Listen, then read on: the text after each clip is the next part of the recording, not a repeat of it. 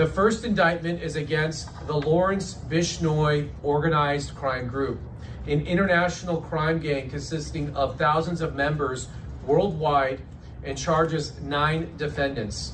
It is led from India by the lead defendant, Lawrence Bishnoi.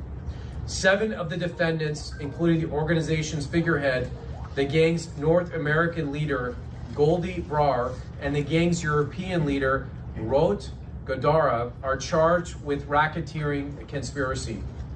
The charges set forth in the indictment include allegations that Lawrence Bishnoi and Goldie Brar directed the 2023 assassination of a prominent Sikh leader in Canada, identified by his initials HSN in the indictment. The gang used this assassination and other high-profile acts of violence to terrorize Sikh and other Indian communities, and they used acts of violence to legitimize and bolster widespread extortion schemes. The indictment also charges Bishnoi, Brar, and others with trafficking cocaine and methamphetamine in the LA area, including by stealing hundreds of pounds of drugs from rival drug trafficking groups. The second indictment charges 17 defendants